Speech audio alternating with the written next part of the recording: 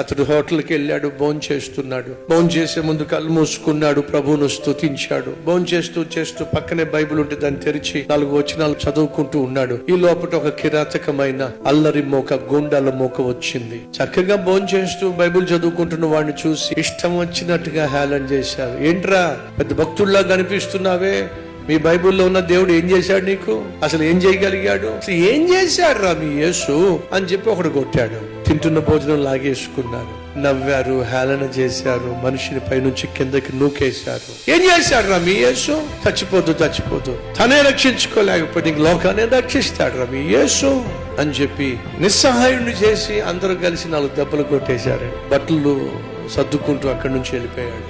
ఈ లోపల అబ్బో వాళ్ళకి కావాల్సిన ఫుడ్ ఆర్డర్ చేసుకున్నారు. తీరా చూస్తే జేబులు చూసుకుంటే గోండాలు కదా, రౌడీలు కదా, ఎవరి దగ్గర డబ్బులు లేవు. పీకల దాకా మెక్కేశారు. ఆ కౌంటర్ దగ్గరకు వచ్చారు. ఆ కౌంటర్ లో కూర్చుని మొత్తం చూస్తా ఉన్నాడు. వచ్చి తినేసాం గాని మీరు కట్టాల్సిన అవసరం లేదు. ఎందుకని?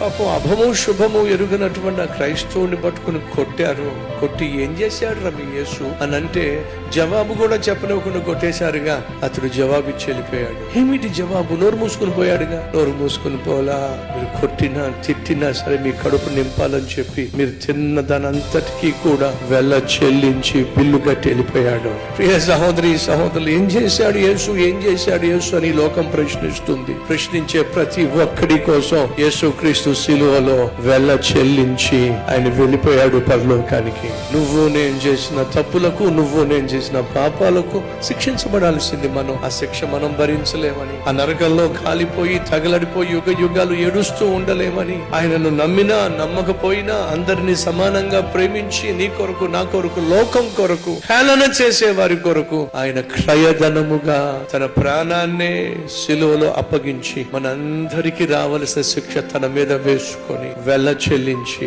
ఆయన పరలోకానికి వెళ్ళిపోయాడు. ఇప్పుడు అడుగుతున్నాను, ఇంతకన్నా యేసు ఏం చేయాలి? ఇంతకంటే ప్రేమకు ప్రతిరూపము ఈ లోకంలో నీకు ఎక్కడ కనిపిస్తుందో చెప్పండి. ఈ రీల్ లైక్ చేయండి, అనేక మందికి షేర్ చేయండి.